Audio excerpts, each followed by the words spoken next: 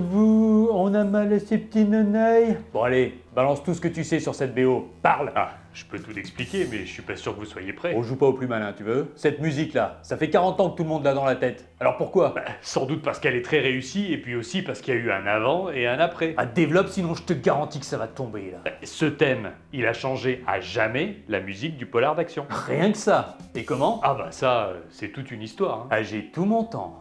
Tout mon temps.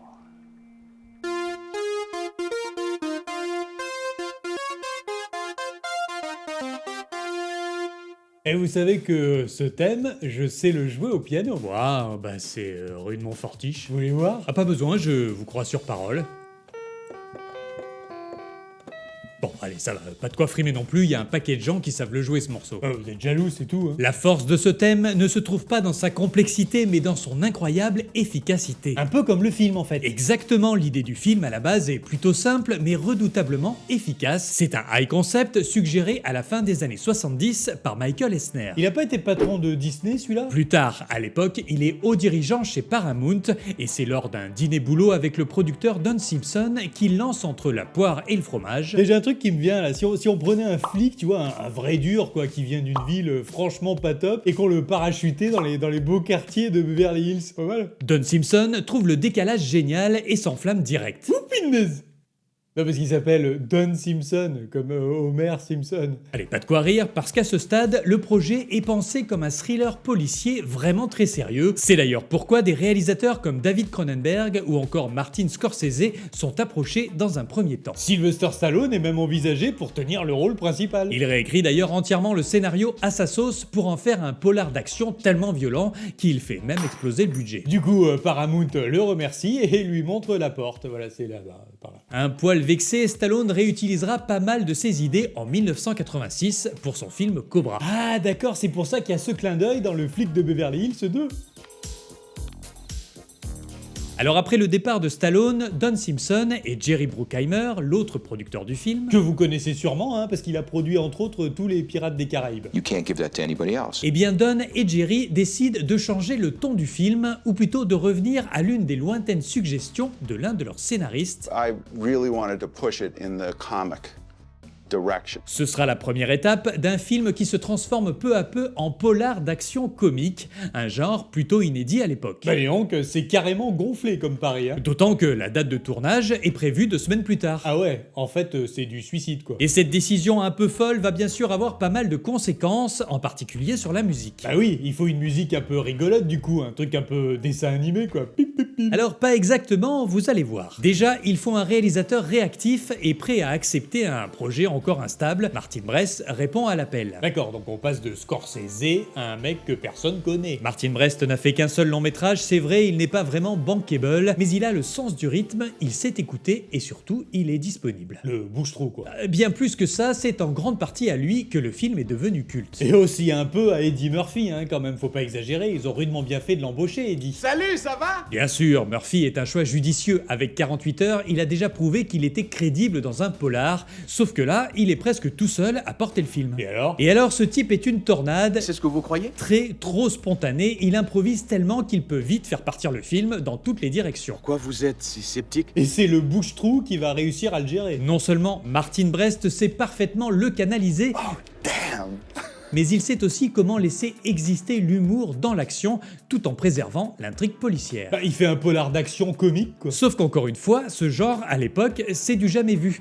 Et c'est Martin Brest, avec l'aide précieuse bien sûr d'Eddie Murphy, qui en a défini et popularisé les bases. Bon, admettons. Et la musique, c'est aussi Martin le bouche-trou qui l'a pondu? Non, mais c'est lui qui a imaginé une toute nouvelle approche musicale pour ce genre. Finalement, je vais peut-être arrêter de l'appeler le bouche-trou. À l'époque, les polars hollywoodiens utilisent des orchestres musclés ou encore des ambiances rock jazzy plutôt sombres.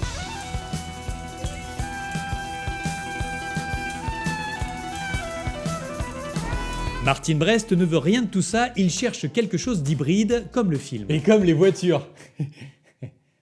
Il veut casser les codes avec une musique moderne, urbaine, électronique, connectée à la culture pop du début des années 80. En somme, il veut quelque chose qu'on pourrait entendre à la radio. Et ses références sont notamment le groupe Afrika Bambaataa et aussi le groupe Yazoo. La nouveauté à l'époque, c'est la technopop avec le synthétiseur comme principal instrument.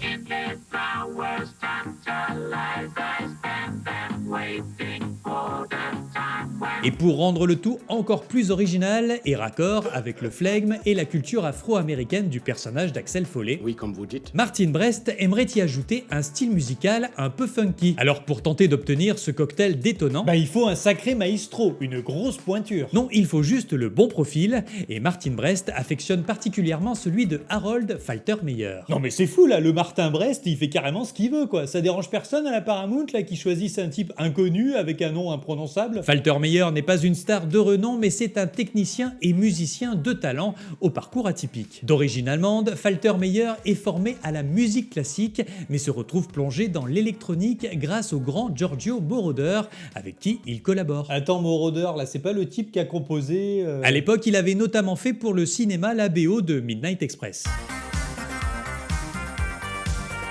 Oscar de la meilleure musique de film, Midnight Express avait justement pour programmateur de synthé Harold Faltermeyer. Ouais, en fait Martin Brest voulait se payer Moroder, mais comme la prod avait pas la thune, bah il s'est rabattu sur un de ses techniciens. Pour ma part, je pense plutôt que ce sont ses talents de mélodiste et sa solide expérience qui ont séduit le réalisateur. Et puis aussi le fait qu'il travaille pour pas cher et quasiment tout seul dans son studio à bidouiller ses petits séquenceurs. Bref, dans un premier temps, Harold Faltermeyer ne cherche pas un thème pour le film, mais plutôt un thème pour le personnage principal, à la manière de la Panthère Rose. Ah oui, il veut quelque chose de malin, d'espiègle et de tout de suite identifiable. Il ne faut pas une musique de flic, Mais une musique qui souligne le culot et la malice d'Axel Foley.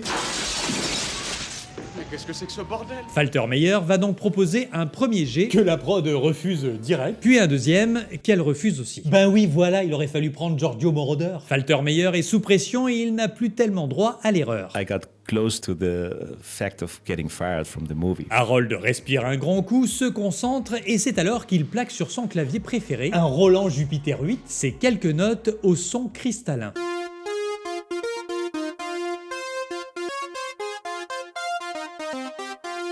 Le rendu est léger, sautillant, presque naïf. Plutôt pas mal pour le personnage d'Axel Foley. Bien. Bien.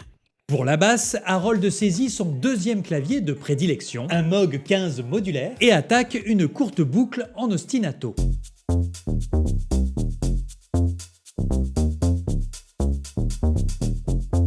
Voilà exactement la pulsation funky recherchée par Martin Brest. Un groove en mouvement qui avance sans jamais s'arrêter. Comme Axel Foley, ouais j'avoue, c'est bien vu. Et puis vient la rythmique. Faltermeyer utilise pour ça la boîte à rythme la plus courue des années 80. La ligne drum. Et trouve ce qu'il faut pour donner de l'énergie au morceau, tout en créant une tension rythmique nécessaire aux scènes d'action.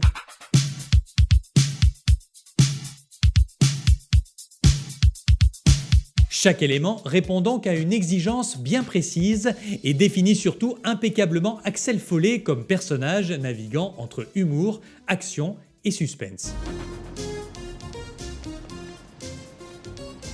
Vous voulez goûter ça? Je vous laisse du pain aussi.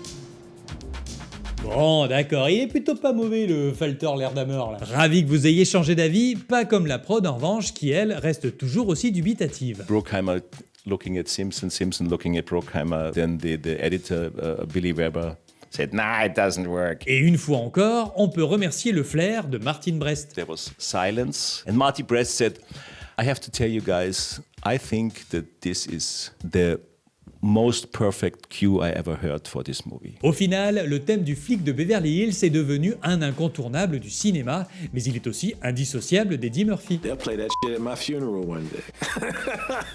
Un morceau culte aussi bien dans l'histoire du cinéma que dans les nightclubs des années 80.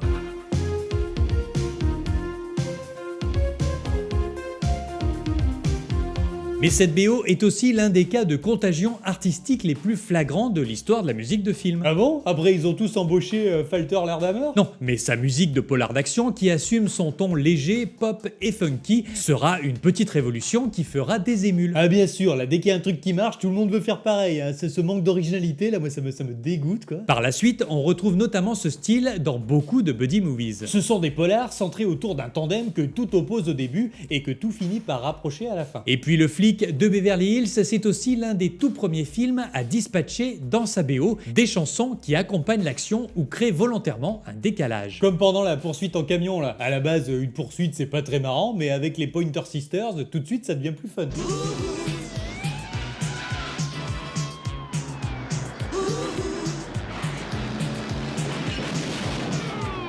What Marty wanted to do and what Don and Jerry wanted to do was to play songs as the driving force for the action. Harold Faltermeyer a d'ailleurs lui aussi composé une chanson pour le film. Et pas des moindres, puisqu'il s'agit de la chanson d'ouverture.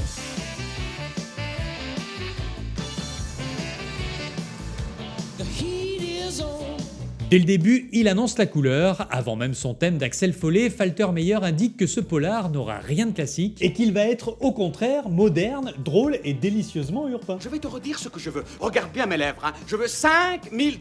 Regarde bien mes lèvres, hein. Je veux 5 000 $. Là encore, on ne compte plus le nombre de BO dans les années 80 qui ont repris cette formule, mixant musique de film et chansons pop. 1, 2... Non, j'ai dit on ne compte plus. Ah bon, d'accord. Sous l'impulsion inspirée de Martin Brest, Harold Faltermeyer n'a pas seulement inventé un son, il a aussi créé toute une attitude musicale. Bah vous voyez, moi je le trouve méga talentueux, ce Harold. Très heureux de vous l'entendre dire, d'autant que par la suite, Faltermeyer a composé pas mal de petits bijoux, notamment pour Top Gun, Running Man ou encore Tango et Cash, que j'adore. À vous, je sens que vous allez en reparler dans vos petites vidéos. Vous me connaissez tellement bien. Au plaisir de vous revoir.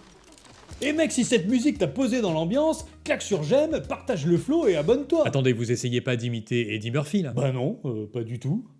Bon allez, merci d'avoir regardé cette vidéo jusqu'au bout. Et si tu veux pas qu'on vienne te serrer, mec, Mais arrêtez enfin, non seulement c'est mal fait, mais en plus c'est pas drôle. n'hésitez pas à revenir sur la chaîne, messieurs, dames. A bientôt pour un nouvel épisode de Sur un air de cinéma. Et dites-nous dans les commentaires ce que vous pensez de la BO. Allez, salut mec.